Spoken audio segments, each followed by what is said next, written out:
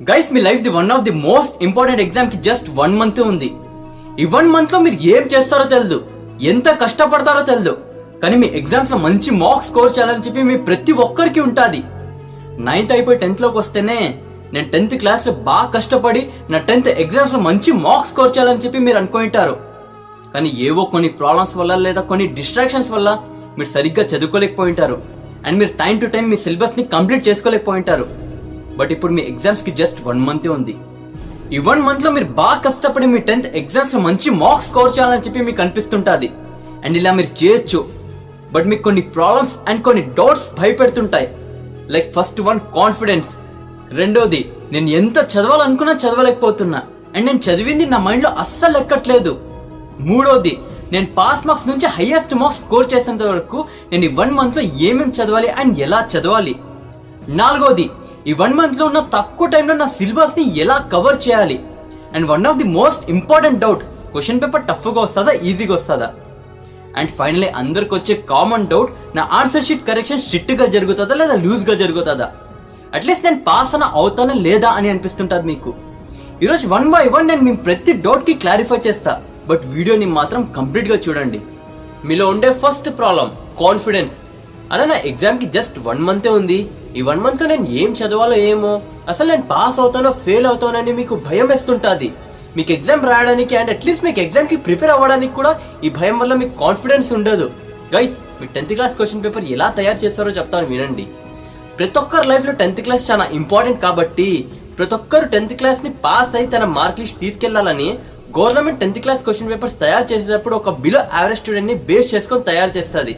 ఒక below average student కూడా question paper ని సాల్వ్ చేసేలా తయారు చేస్తుంది.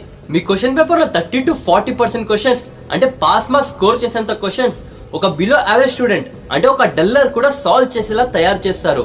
అంటే మీ సిలబస్ లో ఇంపార్టెంట్ క్వశ్చన్స్ ఉంటాయో, అంటే మీ ప్రీవియస్ ఇయర్స్ క్వశ్చన్ పేపర్స్ లో యా క్వశ్చన్స్ అయితే ఎక్కువగా రిపీట్ అయి ఉంటాయో అందులో నుంచే అడుగుతారు. దాని తర్వాత నెక్స్ట్ 40% క్వశ్చన్స్ ఒక యావరేజ్ స్టూడెంట్ కూడా సాల్వ్ చేసేలా తయారు చేస్తారు. దాని తర్వాత మిగిలిన 20% క్వశ్చన్స్ ఉంటాయి కదా, అవి కొంచెం ఛాలెంజింగ్ లా ఉంటాయి. అంటే సిలబస్ మీద ఎవరికైతే మంచి గ్రిప్ ఉంటుందో వాళ్ళు ఒక్కడే సాల్వ్ చేసేలా. సో మీరు పాస్ అవుతారో ఫెయిల్ అవుతారో అని భయపడాల్సిన అవసరం లా, మీరు ఇంపార్టెంట్ క్వశ్చన్స్ ఒక్కటే నేర్చుకున్నా చాలు, పాస్ అయిపోతారు. ప్రాబ్లం నెంబర్ 2, ఎంత చదవాలనుకున్నా చదవలేకపోతున్నా అండ్ చదివింది అస్సలు గుర్తుండట్లేదు. అసలు ఇలా ఎందుకు జరుగుతుందో తెలుసా? మీరు ఎప్పుడు బుక్స్ తీయకుండా కరెక్ట్ గా ఎగ్జామ్స్ వచ్చినప్పుడు మీరు బుక్స్ తీసుకొని కూర్చుంటారు కదా, దానివల్ల మీకు చదివే అలవాటు వెళ్ళిపోయింటది. సో మీకు ఎగ్జామ్స్ ఉన్నా లేకపోయినా అట్లీస్ట్ మీరు ఒక 1 hour అన్నా మీ ఇంట్లో బుక్స్ తీసుకొని చదవాలని నేను మీకు చాలా వీడియోస్ లో చెప్తూనే ఉంటా. సో ఇప్పుడు ఏదో అయిపోయింది కాబట్టి మీ ఎగ్జామ్స్ కి జస్ట్ 1 మంత్ ఉంది కాబట్టి మీ చుట్టుపక్కల మీరు చదివేటప్పుడు ఏం డిస్టర్బెన్స్ లేకుండా చూసుకోండి. అండ్ మీరు ఇంట్లో చదివేటప్పుడు మీ ఫ్యామిలీకి నాకేం డిస్టర్బ్ చేయొద్దని చెప్పి చదువుకోవడానికి కూర్చోండి. అండ్ మీరు చదువుకోవడానికి ముందు ఒక గోల్ సెట్ చేసుకోండి. అంటే ఇప్పుడు ఫర్ ఎగ్జాంపుల్ 10 o'clock అవుతుంది అనుకోండి, నేను 12 o'clock లోపు ఈ చాప్టర్స్ ఖచ్చితంగా కంప్లీట్ చేయాలని ఒక గోల్ సెట్ చేసుకొని చదువుకోవడానికి కూర్చోండి. అప్పుడు మీ మైండ్ కి ఒక గోల్ అనేది దొరుకుతుంది అండ్ మీ మైండ్ లో ఒక క్యూరియాసిటీ అనేది పుడుతుంది, నేను ఈ టైం లోపు ఇది ఖచ్చితంగా కంప్లీట్ చేయాలి అని. ప్రాబ్లం నెంబర్ 3, నేను ఇప్పుడు దాకా ఏమీ చదవలేదు. నేను ఈ 1 month లో చదివి నా ఎగ్జామ్స్ లో పాస్ అవ్వాలంటే ఏమేమి చదవాలి అండ్ నా ఎగ్జామ్స్ లో హైయెస్ట్ మార్క్స్ స్కోర్ చేయాలంటే నేను ఈ 1 month లో ఏమేమి చదవాలి అని మీ మైండ్ లో ఒకటి డౌట్ అనేది వస్తుంటది. చూడండి గైస్, నేను మీకు ముందుగానే చెప్పిన పాస్ అవ్వడం పెద్ద విషయం కాదని. మీరు మీ స్కూల్లో ఇచ్చిన ఇంపార్టెంట్ టాపిక్స్ ని ఒక్కటే నేర్చుకున్నా చాలు, ఈజీగా పాస్ అయిపోతారు.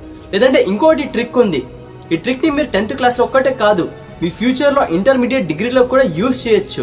For example me maths subject లో 10 చాప్టర్స్ ఉన్నాయనుకోండి, ఆ 10 చాప్టర్స్ లో మీరు ఫస్ట్ 5 చాప్టర్స్ లో ఒక్క క్వశ్చన్ కూడా మిస్ కాకుండా పర్ఫెక్ట్ గా నేర్చుకోండి. రిమైనింగ్ 5 చాప్టర్స్ ని వదిలేయండి. మీ క్వశ్చన్ పేపర్ లో half of the question paper ఈ ఫస్ట్ 5 చాప్టర్స్ లో నుంచే వస్తుంది. మీరు ఒక్కసారి ఫస్ట్ 5 చాప్టర్స్ నేర్చుకునేది అయిపోయింది అనుకుంటే అప్పుడు మీరు రిమైనింగ్ 5 చాప్టర్స్ లో జస్ట్ ఇంపార్టెంట్ క్వశ్చన్స్ ఉంటాయి కదా, అంటే పర్ చాప్టర్ లో 2 or 3 ఇంపార్టెంట్ క్వశ్చన్స్ ఉంటాయి కదా, ఆ ఒక్కటే నేర్చుకోండి చాలు. మీకు పాస్ మార్క్స్ ఒక్కటే కాదు, ఈ ట్రిక్ ని యూజ్ చేయడం వల్ల మీకు మోర్ దాన్ 75% మార్క్స్ వస్తాయి. యా సబ్జెక్ట్ లో అయినా మీరు ఇదే ట్రిక్ ని యూజ్ చేయండి. మీరు 10th క్లాస్ ఎగ్జామ్స్ లో ఈ ట్రిక్ ని యూజ్ చేయడం వల్ల మోర్ దాన్ 75% మార్క్స్ ని స్కోర్ చేయొచ్చు. ప్రాబ్లం నెంబర్ 4, ఈ 1 month లో ఉన్న తక్కువ టైంలో నా సిలబస్ అంతా ఎలా కవర్ చేయాలి. చూడండి గైస్, ఈ 1 month లో మీ సిలబస్ మొత్తం కవర్ చేయాలంటే కష్టమే.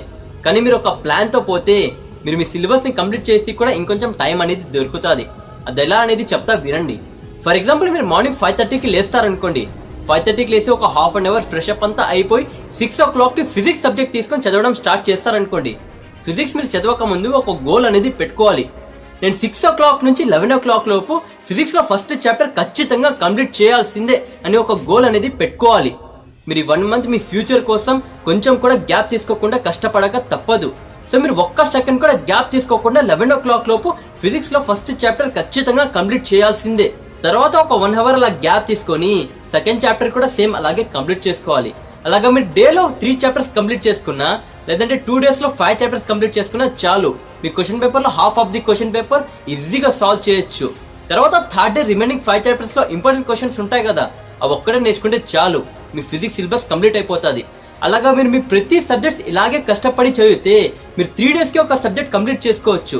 3 days కి ఒక సబ్జెక్ట్ కాకపోయినా 5 days లో ఒక సబ్జెక్ట్ కంప్లీట్ చేసుకున్నా చాలు. మీరు మీ ఎగ్జామ్స్ ని ఈజీగా క్రాక్ చేయొచ్చు. తెలుగు, హిందీ లాంటి లాంగ్వేజెస్ కి 5 days కాకుండా 2 days ఇస్తే చాలు, కవర్ అయిపోతాయి. Problem number 5, question paper tough గా వస్తుందా ఈజీగా వస్తుందా? చూడండి గైస్, నేను మీకు స్టార్టింగ్ లోనే చెప్తున్నా, క్వశ్చన్ పేపర్ మాక్సిమం ఈజీగానే వస్తుంది. బట్ మీకు ఏదన్నా క్వశ్చన్ కి ఆన్సర్ రాకపోతే మీరు దాన్ని వదిలేసి అయితే రాకండి. ఆ టాపిక్ మీద మీరు ఏదో ఒక చదివింటారు కదా, లేదంటే ఆ టాపిక్ ని మీ క్లాస్ లో మీ సార్ ఎక్స్ప్లెయిన్ చేసేటప్పుడు వినింటారు కదా. సో అట్లీస్ట్ మీరు దాన్ని ఓన్ గానే రాసిరండి. అలా కాకుండా మీరు దాన్ని వదిలేసి అయితే రాకండి. అండ్ మీ చేతిలో క్వశ్చన్ పేపర్ వస్తేనే మీకు యా క్వశ్చన్స్ అయితే ఈజీగా అనిపిస్తుంటాయో ఫస్ట్ అవి రాసేయండి. అవి అయిపోతేనే మీకు యా క్వశ్చన్స్ అయితే అటు ఇటు కాకుండా కొంచెం కొంచెం వస్తుంటాదో ఆ క్వశ్చన్స్ రాసేయండి. అండ్ అవి అయిపోయిన తర్వాత మీకు యా క్వశ్చన్స్ అయితే రావో దాని ఆన్సర్స్ మీ ఓన్ గా రాయండి. బట్ అలా కాకుండా మీరు దాన్ని వదిలేసి అయితే రాకండి. అండ్ నేను ప్రతి స్టూడెంట్ కి చెప్పే ఒక ఇంపార్టెంట్ మాట ఏమంటే, మీ ఎగ్జామ్ ఎంతో త్వరగానే అయిపోని మీరు లాస్ట్ వరకు ఆడే ఖచ్చితంగా కూర్చునే రండి. For example me exam 9 to 12 ఉందనుకోండి, 11 కంతా మీ ఎగ్జామ్ అయిపోతే ఆ లాస్ట్ 1 hour ఆడే ఖచ్చితంగా కూర్చునే రండి. ఎందుకంటే మీరు ఏమైనా రాసిన ఆన్సర్స్ కి క్వశ్చన్ మార్క్స్ వేసినారో లేదో, లేదంటే మీరు రాసిన ఆన్సర్స్ లో ఏమైనా మిస్టేక్స్ చేసినారేమో, అండ్ మీరు ఏమైనా క్వశ్చన్స్ కి ఆన్సర్స్ మర్చిపోయి ఉంటారు కదా, దానికి మీరు ఆ లాస్ట్ 1 hour లో ఆన్సర్స్ ని గుర్తు తెచ్చుకొని రాయొచ్చు. సో మీరు లాస్ట్ 1 hour ఆడే ఖచ్చితంగా కూర్చునే రండి. ప్రాబ్లం నెంబర్ 6, నా ఆన్సర్ షీట్ కరెక్షన్ స్ట్రిక్ట్ గా జరుగుతుందా లేదా లూజ్ గా జరుగుతుందా? అట్లీస్ట్ నేను పాస్ అవుతానా లేదా అనే ఒక డౌట్ భయపెడుతుంటది మీ మైండ్ లో. గైస్, ఒక స్టూడెంట్ లైఫ్ లో 10th ఎగ్జామ్ ఇంపార్టెంట్ కాబట్టి, తన ఫ్యూచర్ అంతా దీని మీదే డిపెండ్ అయి ఉంటది కాబట్టి, మీ ఆన్సర్ షీట్ తన చేతిలోకి వెళ్తేనే మీరు ఏం రాసినా మాక్సిమం పాస్ చేయడానికే చూస్తారు. అంటే మీరు యావండి అవి స్టోరీస్ రాస్తే పాస్ చేయరు, కానీ నేను మీకు చెప్పినాను కదా అట్లీస్ట్ మీరు దానికి రిలేటెడ్ గా రాయాలని. అలా మీరు ఆ టాపిక్ కి రిలేటెడ్ గా రాసినా కూడా మార్క్స్ వేస్తారు. అండ్ మీరు ఇన్విజిలేటర్ కి ఇంప్రెస్ చేయడానికి మీకు యా ఆన్సర్స్ అయితే పర్ఫెక్ట్ గా వస్తాయో అవి స్టార్టింగ్ లోనే రాసేయండి. దానివల్ల ఇన్విజిలేటర్ మీ ఆన్సర్ షీట్ ఓపెన్ చేసి చూస్తేనే మీ మీద గుడ్ ఇంప్రెషన్ వచ్చేస్తుంది. దానివల్ల మీరు తర్వాత ఏమైనా ఓన్ గా రాసిన ఆన్సర్స్ మీద కూడా మంచి మార్క్స్ పడే ఛాన్సెస్ ఉంటాయి. అండ్ మీరు మీ ఎగ్జామ్ కి పోయే ముందు ఒక్క మాట గుర్తు పెట్టుకోండి, మీరు మీ ఎగ్జామ్ కోసం ఎన్ని రోజుల నుంచి కష్టపడుతున్నారో, ఎన్ని గంటలు కష్టపడినారో, అండ్ మీరు మార్నింగ్ ఎన్ని గంటలకి లేచి చదివినారో, ఇవన్నీ మీ ఆన్సర్ షీట్ కరెక్ట్ చేసే ఇన్విజిలేటర్ కి అస్సలు కనపడదు. మీరు మీ ఆన్సర్ షీట్ లో ఎలా రాసారనేది ఒక్కటే కనపడుతుంది. సో మీరు ఎంత కష్టపడుతున్నారనేది మ్యాటర్ కాదు, మీరు మీ ఎగ్జామ్ ని ఎలా రాసారనేది ఒక్కటే మ్యాటర్. సో మీరు మీ ఎగ్జామ్ ని రాసేటప్పుడు జాగ్రత్తగా రాయండి. ఓకే గైస్, ఈ వీడియోని మీ ఫ్రెండ్స్ అందరితో షేర్ చేయండి. వీడియో నచ్చినట్లయితే వీడియోని లైక్ చేసి కింద సబ్స్క్రైబ్ బటన్ ని ఖచ్చితంగా క్లిక్ చేయండి. అండ్ మీకు ఇంకేమైనా ప్రాబ్లమ్స్ ఉంటే కింద కామెంట్ సెక్షన్ లో కామెంట్ చేసి అడగండి. నేను దాని మీద వీడియోని తీసి మీకు సొల్యూషన్ ఇవ్వడానికి ట్రై చేస్తా. Okay guys, take care. Next వీడియోలో మళ్ళీ కలుద్దాం.